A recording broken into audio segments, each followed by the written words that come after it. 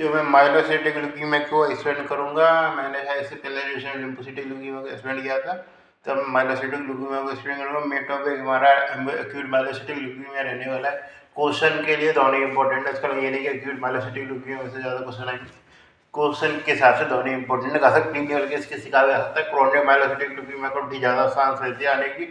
Simple सी बात, इसके garden party appearance के कारण गार्डन पार्टी करते रहते हैं। शायद मेरे ध्यान है, शायद मैंने पेपर दिए थे शायद फर्स्ट सेमेस्टर सेकंड सेमेस्टर, नहीं तो मतलब 2 या 3 बार का लगातार क्वेश्चन आया था इसका मुझे।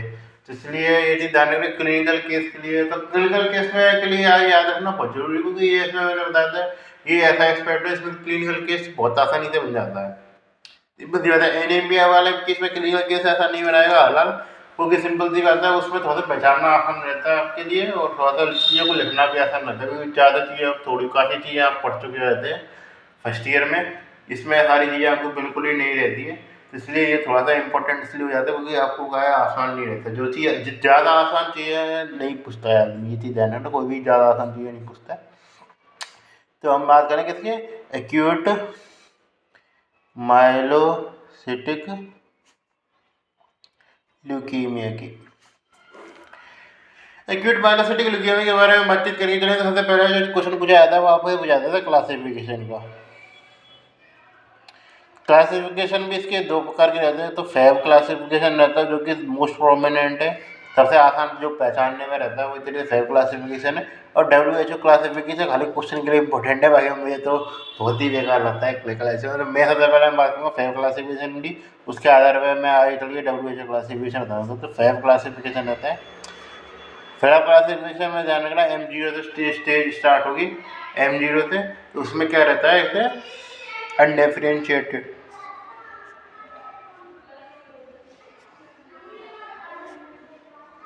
undifferentiated acute माइलोब्लास्टिक है ये।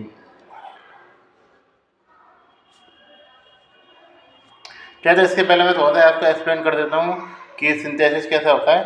सबसे पहले हमारा जो होता है माइलोब्लास्ट बनती है, जो इस तरीके से जो हमारी सिंथेसिस किस प्रकार का होता है, इस तरीके से जो हमारी जो माइलोसाइट्स होते हैं, चाहे न्यूट्रोफिल, इओसिनोफिल या कोई भी हुई बेसोफिल भी, तो सिंथेसिस क्या रहता है, तो माइलोब्लास्ट सेल बनती है, ब्लास्ट सेल, माइलोब्लास्ट। माइलोब्लास्ट के बाद बनता है हमारा प्रोमाइलोब्लास्ट, प्रोमाइलोसाइट होती है, प्रोमाइलोसाइट के बनते हैं अंतिम को माइलोसाइट, माइलोसाइट की बनती है अंतिम को मेटामाइलोसाइट, और मेटामाइलोसाइट की बनती है हमारी बैंड फॉर्म। और बैंड फॉर्म में बात करें, बैंड फॉर्म की टूट जाएगी तो किसे बन जाएगी, न्यूट्रोफिल, यूसिनोफिल, बेसोफिल, कुछ भी हो सकता है। तो ये चीज़ जाना है, बैंड फॉर्म तक याद रखना, बाकी बात है न्यूट्रोफिल, यूसिनोफिल अपने हिसाब से बनते रहेंगे वो। तो यह चीज़ है मेन रूप से वैसे माइलोब्लास्ट, यानी कि इधर माइलोब्लास्ट वाली स्टेज में उसका डिफ्रेंशिएशन हुआ ही नहीं है, मतलब सिंपल सी बात है, कोई डिफ्रेंशिएशन नहीं हुआ। यानी कि सिंपल सी बात है, ये वाली सेल आगे की तरह से बनी नहीं, खाली माइलोब्लास्ट देखने को मिल रही है। तो इस तरह से लिम्फोब्लास्ट कुछ 70 देखने को मिल जाता है हमको। तो इसलिए वो चीज़ें M1 जो आता है उसमें क्या मिल जाता है हमको, माइलोब्लास्ट मिल जाती है, माइलोब्लास्ट मिलती है मेन, लेकिन क्या कि डिफ्रेंशिएशन मिल जाता है, इसका क्या कहते हैं, इसको कहते हैं मिनिमल डिफरेंशिएशन भी कह सकते हैं इस तरीके से।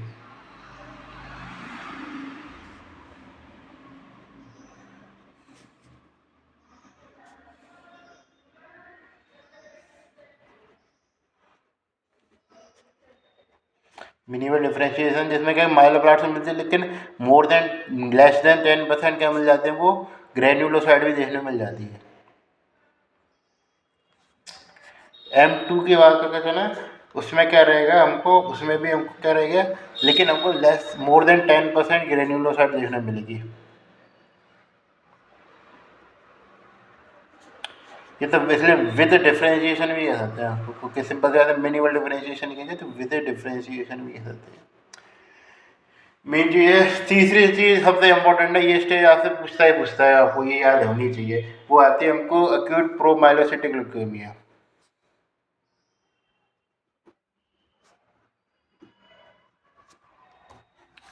एक्यूट प्रोमाइलोसिटिक ल्यूकेमिया में मतलब काफ़ी बार इसका सेपरेट क्वेश्चन आ सकता है, इतना ज़्यादा पावरफुल ये कॉलम से दिया था। तो प्रोमाइलोसाइटिक में क्या देखने को मिलता है हमको, तो प्रोमाइलोसाइट देखने को मिल जाती है, जो नाम से पता लग रखा है। तो हालांकि भाई बात सीधे ये क्वेश्चन आया तो पता नहीं लगता ही हमको, इसलिए मैंने बताया था क्लासिफिकेशन। सबसे पहले जब भी आप क्लासिफिकेशन लिखना हो, मैं कह रहा हूँ बार बार, जब भी आप क्लासिफिकेशन लिखना हो तो माइलोबार, प्रोमाइलोबार, माइलोसाइट, मेटामाइलोसाइट और बैंड होम, ये चीज़ आप लिख दीजिए। ये जगह आप पक्के कहीं ना कहीं लिख दीजिए, क्योंकि फिर का आपको कहीं मतलब 7 यानी 8 नंबर तक जाना, कभी कोच का कुछ कर दिया, ऊपर का नीचे कर दिया, नीचे प्रोमाइलोसाइट ऊपर घुसाड़ दिया आपने, तो वो चीज़ घटना हो सकती है। तो इसलिए यदि क्लासिफिकेशन इंपॉर्टेंट है, ये चीज़ ध्यान रखना। क्लासिफिकेशन आता है आपको कम से कम 4 या 5 नंबर का क्लासिफिकेशन आ सकता है, 2 नंबर का भी आ सकता है, यदि आती 2 नंबर में भी आपको नाम तो लिख के आनी पड़ेगी। तो इसलिए इस चीज़ को मैं बार बार बता रहा हूँ, कोई दोबारा कह रहा हूँ, 1-2 बार और कह सकता हूँ मैं। तो इसलिए ये चीज़ आपको ये लिख के आना ना, क्रम में गलती नहीं होनी चाहिए, चाहे WH लिख रखे हो या ये आपको सीधे फैब क्लासिफिकेशन आ रखा हो, आप पे गलती नहीं होनी चाहिए, इंपॉर्टेंट है। तो प्रोमाइलोसाइटिक ल्यूकीमिया रह जाता है। प्रोमाइलोसाइटिक ल्यूकीमिया के बारे में बात करके चले तो सबसे पहले जो चीज़ आती है इसमें, एक तो म्यूटेशन आ जाते हैं। चलिए, तो वैसे अब इसकी सबकी मैं चर्चा कर लेता हूँ। पहले प्रोमाइलोसिटी उठा लिया चर्चा के नाम में, तो इसी की चर्चा कर लेते हैं। तो इसमें क्या कि म्यूटेशन मिलता है आपको T1517 ध्यान रखना, 1517 ट्रांसलोकेशन मिलता आता है आपको, और ये एसोसिएट होता है हमारा DIC के संग, डिसएमिनेटेड इंट्रावेस्कुलर कोगुलेशन। इसके बारे में मैं जब ये वो क्या कहते हैं प्लेटलेट्स वगैरह कोगुलेशन के बारे में बताऊंगा तो इसी बार चर्चा होगा, डिसएमिनेटेड इंट्रावेस्कुलर कोएगुलेशन, ये चीज़ है। और इसका ट्रीटमेंट भी पूछा जाता है काफ़ी बार। तो सिंपल सी बात है, इसका ट्रीटमेंट में फर्स्ट चॉइस तो हमारा रेटिनोइक एसिड रहता है, विटामिन ए। और उसके बाद जो रहता है वो रहता है हमारा, सिंपल सी बात है, आर्सेनिक, आर्सेनिक ऑक्साइड। तो काफ़ी बार क्वेश्चन आता है, वो आता है सीधे इससे उड़ के आता है कि आर्सेनिक ऑक्साइड होता है वो कौन से तरीके से कैंसर का ट्रीटमेंट में यूज़ किया जाता है, या फिर जैसे आप मास्टर में भी शायद, हालांकि ये कोई कंपटीशन की बात नहीं है, आगे कि यार मेरे मास्टर ने पूछा था कि ये कौन सा ऐसा ट्यूमर है जो कि आर्सेनिक यूज किया जाता है। खासकर जैसे आर्सेनिक के नाम पे हम क्या कुछ भी सोचने लग जाते हैं, पॉइजनिंग वगैरह हो गई, ट्रीटमेंट तो कहीं यूज होता है इसका। तो ऐसा कुछ नहीं है, ट्रीटमेंट में भी यूज किया जा सकता है। किसी ट्रीटमेंट में हमारा जो M3 टाइप का सा होता है, द्वारा हमारा एक्यूट प्रोमाइलोसिटिक ल्यूकीमिया, उसकी ट्रीटमेंट में यूज कर सकते हैं हम इसको, किसको, एक तरीके से सिंपल सी बात है, आर्सेनिक ऑक्साइड। बाकी फर्स्ट चॉइस सब भी रेटिनोइक एसिड ही रहेगी। DIC की बात रखें, DIC भी पूछा जाता है, तीनों तीनों जगह पूछा जाता है, 1572 पूछा जाता है, डिसएमिनेटेड इंट्रावेस्कुलर ये भी पूछा जाता है। ये फिर भी बात करें मोस्ट कॉमन नहीं है, खाली मोस्ट कॉमन पूछा है तो मोस्ट कॉमन ये है हमारा M2, ठीक है दर्ज है। और मोस्ट कॉमन M2 में कौन सा म्यूटेशन मिल जाता है हमको, ट्रांसलोकेशन 1821 मिलती है।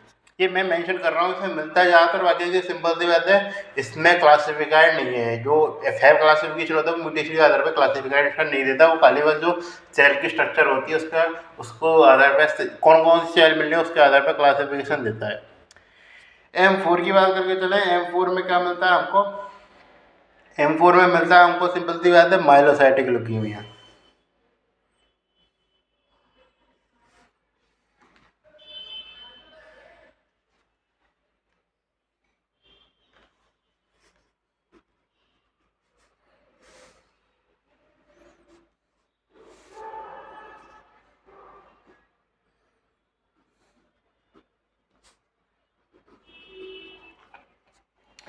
माइलोसाइटिक ल्यूकीमिया मिलता है, और इसमें म्यूटेशन भी जहाँ चीज़ ध्यान रखें थे ना, वो चीज़ मिलती है हमको इनवर्स 16। एक ही में से बताना भूल गया, प्रोमाइलोसाइटिक के बाद ये है जिसमें और रोड्स देखने मिलते हैं, या फिर जब अंतर पूछे लिम्फोब्लास्ट और माइलोब्लास्ट में क्या अंतर है, तब भी इसमें ये मेंशन रहता है और रोड्स के नाम पे, क्योंकि साइटोप्लाज्म में और रोड्स केवल हमारे माइलोसाइट में भी देखने को मिलती है, और माइलोसाइट में भी मोस्ट कॉम्पोनेंट आपको देखने को मिलेगी सिंपल सी बात किसमें, प्रोमाइलोसाइटिक ल्यूकीमिया में। तो इसलिए और रोड्स देखने को मिलती है, और उससे आपको पूछा जाता है, जैसे काफ़ी बार बहुत ज़्यादा और रोड्स देखने को मिल जाती है, उससे क्या बन जाता है आपको, उससे फैगेट सेल भी देखने को मिल देते हैं, फैगेट सेल्स। तो इसलिए काफ़ी सारे क्वेश्चन बन जाते हैं प्रोबायोलॉजिकल ल्यूकीमिया से। इसका सेपरेट क्वेश्चन आ सकता है, प्रॉपर में संभावना में नहीं है, संभावना प्रॉपर संभावना है कि पूरा सेपरेट क्वेश्चन आ जाए। तो क्या है प्रोमाइलोसाइटिक ल्यूकीमिया से अब माइलोसाइटिक ल्यूकीमिया पे पहुंच गए थे, सिंपल सी बात है। तो फिर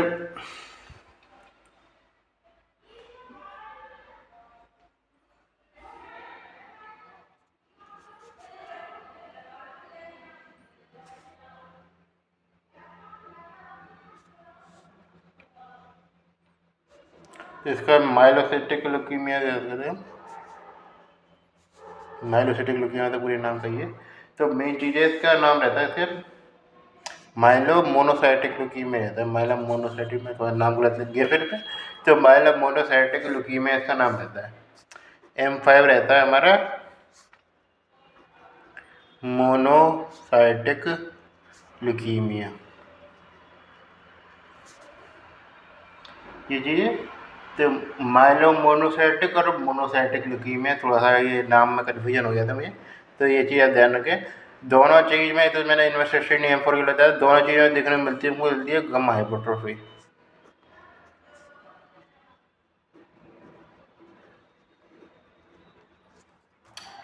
ये चीज़ें गम हाइपरट्रोफी देखने को मिल जाती है हमें। और स्टेन के बारे में मैं चर्चा करूँगा। पहले मैं क्लासिफिकेशन लिख दूँ, फिर सिंपल सी बात है N9 का M6 आ जाता है हमारा। सिंपल सी बात है, जिसमें हमको देखने को मिलती है इरिथ्रोसाइट देखने को मिलती है।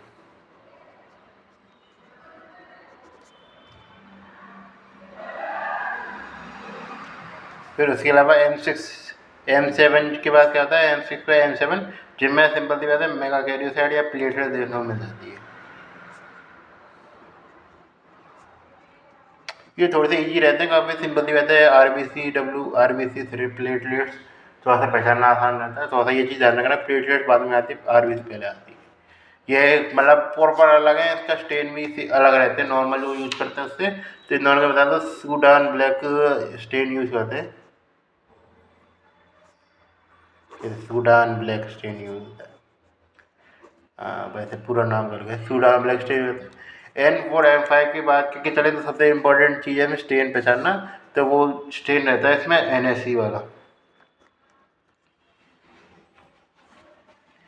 NSE सिंपल सी बात है, देखने को मिल जाती है हमको किसमें, इस तरीके से, जो कि माइलो मोनोसाइटिक हो गया या मोनोसाइटिक हो गया, वो दोनों जगह हमको क्या देखने को मिल जाती है।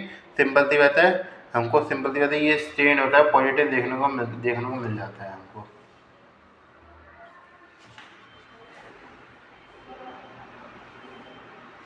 पीछे बताते हैं मेटा माइलोसाइट में बताते हैं बेटा मोनोसाइट रहती है।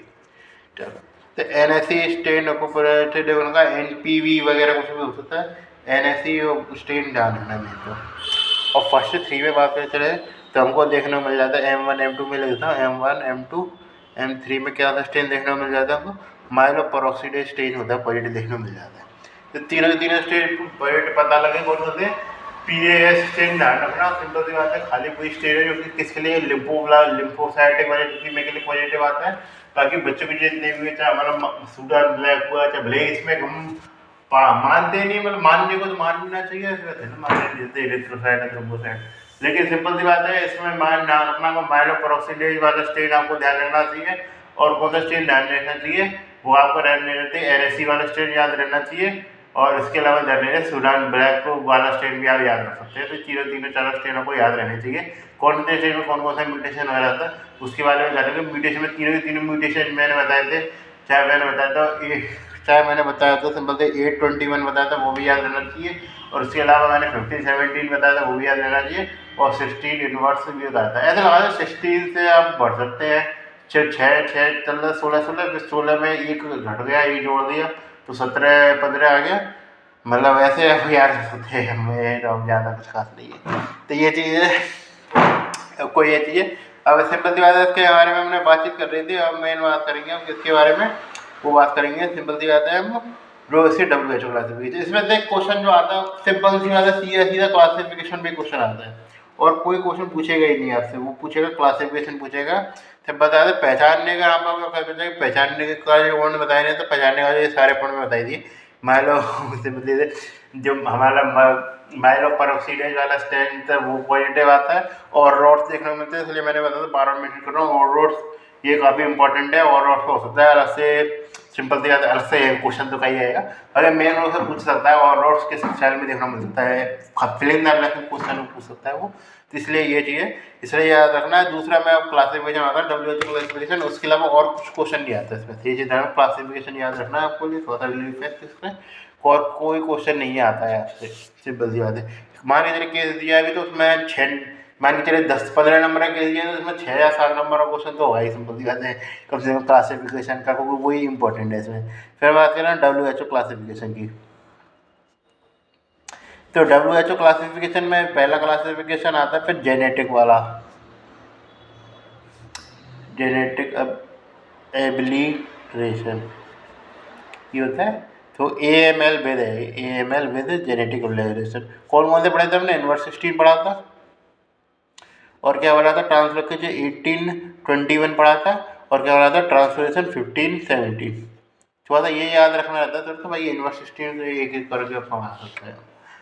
तो सिंपल सी बात है, ये चीज़ ध्यान रखना है। इसमें ये चीज मोटेशन है, 2-4 और मिल सकते हैं, सिंपल सी बात है, लेकिन वो याद करें नहीं करें एक ही बात है। तो जैसे जेनेटिक रेगुलेशन, ये बस हेडिंग सही होनी चाहिए। तो ये genetic regulation.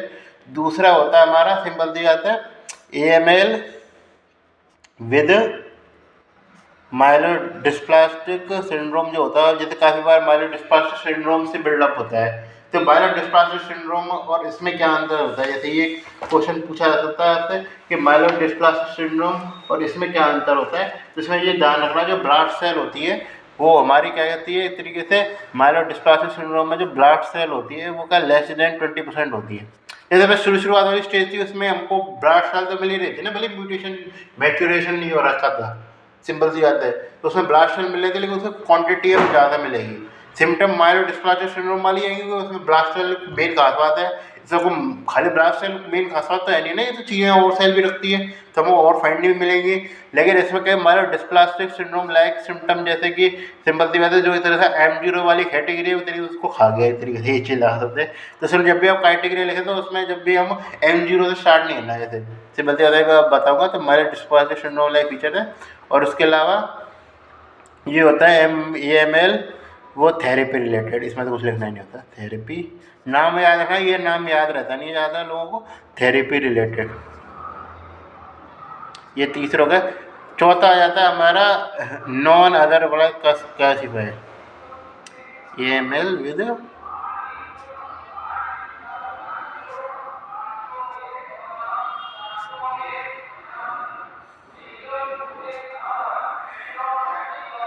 Not other classifier. इसमें ये चीज़ ध्यान रखना, स्टार्टिंग होगी M1 से, ये चीज़ ध्यान रखना, M1 से लेकर M7 तक स्टार्ट होगी। M0 है वो इसमें संभाल लिया हमने M0 को। तो ये चीज़ है, म्यूटेशन को मेंशन मत कर देना कि म्यूटेशन को भी मेंशन कर दे जब भी इसके बारे में लिख रहे हैं, स्टेज के बारे में म्यूटेशन को मेंशन नहीं करना है, बस खाली आपको नाम लिख के आने म्यूटेशन इसके बारे में। ज़्यादातर केस वो वाला जुड़ा रहता है, इसलिए हमने बता दिया था उस समय। बाकी म्यूटेशन आपको याद रहता है, इन्वेस्टिगेशन ये वाला ये वाला ये वाला। ये थेरेपी रिलेटेड तो कुछ बस ना हेडिंग लिखने के लिए, इसके अंदर भी कुछ नहीं रखना होता आपको। तो इसके जो आवाज़ चौथा है तरीके से तो कुछ मतलब का नहीं है। और बनाएगा है यार में तो ये समझ में नहीं आया, जब सिंपल फैम क्लासिफिकेशन ज़्यादातर काम कर दिया था हमारा। तो ये चीज़ है। इसके लिए सिंपल सी बात है, मेन रूप से आपसे इसमें क्वेश्चन पूछा जाता है जैसे एक्यूट लिम्फोसाइटिक ल्यूकीमिया। तो इसमें मैं CML भी एक्सप्लेन करता हूँ, छोटा मोटा टॉपिक है। CML भी सिंपल सी बात है, एक क्वेश्चन पूछा जाता है वो होता है गार्डन पार्टी अपीयरेंस। इतनी बार पूछा गया, पूछे मतलब मैं तो बोर हो गया इतनी ज़्यादा बार पूछा जाता है। एक चीज़ मैं बताना भूल गया शायद, वो शायद इसमें क्लासिफिकेशन बता कौन सा था वो, सिंपल सा था इसका क्लासिफिकेशन। तो सिंपल सी बात है, इसमें चीज़ याद रखना, जो M7 होता है उसमें डाउन सिंड्रोम के संग मिल जाता है। काफ़ी बार ये क्वेश्चन भी पूछा जा सकता है आपके, डाउन सिंड्रोम के संग कौन सा वेरिएंट मिलता है। डाउन सिंड्रोम के संग बोलता है हमारा M7 वेरिएंट देखने को मिल जाता है। ये चीज़ डाउन सिंड्रोम याद रखना, DIC याद रखना, ये चीज़ है। तो इसमें बात आता है सबसे बड़ा क्वेश्चन मिलता है हमको गार्डन पार्टी अपीयरेंस, ये देखने को मिल जाती है। और क्या है, गार्डन पार्टी अपीयरेंस देखने को मिलेगी, यही खास बात है सबसे बड़ी। और क्या खास बात है, तो फिलाडेल्फिया क्रोमोसोम है एक तरीके से, जैसे मेंशन किया तो फिलाडेल्फिया क्रोमोसोम देखने को मिल जाता है हमको। किसमें ट्रांसलोकेशन होता है हमारा, ट्रांसलोकेशन हमारा 1922। किसमें, इसमें कितना वजन रहता है, 210 किलो डाल्टन वजन रहता है। किसमें KD ध्यान रखना, डाल्टन में ध्यान नहीं, कितना क्या नहीं। तो इसमें ये था ना गार्डन पार्टी अपीयरेंस देखने को मिल जाता है। और किसके ये चीज़ देखने को मिल जाती है, किसमें, इसमें ये चीज़ देखने को मिलती है। ओल्डर एज में होता है तरीके से, ओल्डर एज ऐसा क्राइटेरिया नहीं होता, CML AML एक ही एज में मिल सकते हैं, वो चीज़ है। सिंपल सी बात है, ये चीज़ें इससे आप पता लगा सकते हैं। थोड़ा सा ट्रीटमेंट का हिसाब लगा सकते हैं। वैसे मैं बता दूंगा तो इमाटिनिब यूज कर देते हैं, इसके बारे में तभी चर्चा करेंगे। वैसे कैंसर की ड्रग के बताऊँगा। सिंपल सी बात है, ओल्ड एज में देखने को मिलता है गार्डन पार्टी अपीयरेंस है, ये चीज़ होता है जिसको हम किससे कहते हैं, फिश से डिटेक्ट कर देंगे। फिश से क्या होता है हमारा जो फ्लो साइटोमेट्री होती है, उससे हम सिंपल सी बात है टेस्टिंग के लिए यूज करते हैं। सिंपल सी बात किसको, हम सिंपल सी फिश, इसे इन्वेस्टिगेशन ऑफ तो रहती है। TCR ABL के बारे में बताया तो उसमें ABL और BCR जुड़ा रहता है आपस में। पहले ऐसे लोकेशन पे जुड़ जाएंगे ना, मूड ट्रांसलोकेशन होता है, कुछ ना कुछ जीन जुड़े हैं, तो BCL ABL और BCR होते हैं, वो जुड़ जाते हैं।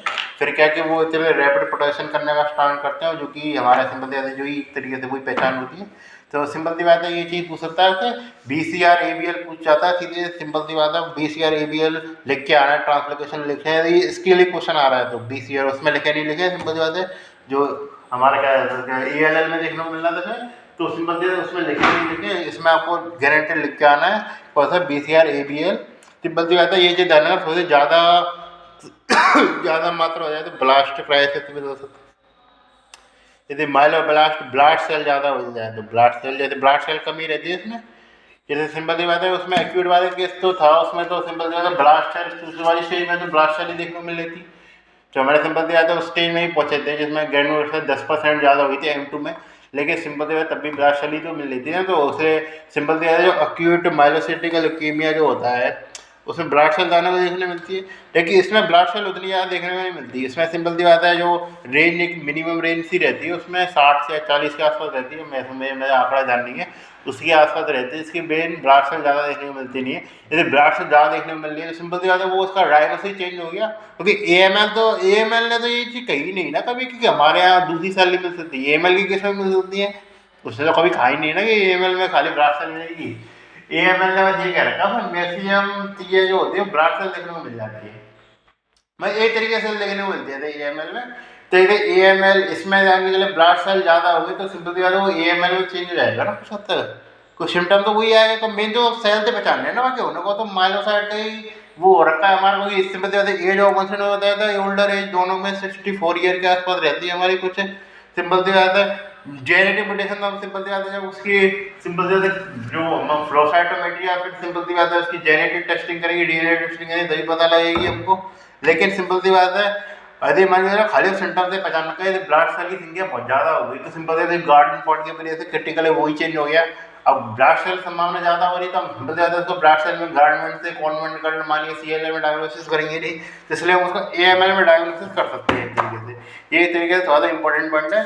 इस प्रकार हमें सारे ल्यूकीमिया है वो खत्म होगा, फिर हम लिम्फोमा के बारे में अच्छी तरीके सिंपल सी बात है। तो तब तक के लिए अलविदा, गो द बॉयज़।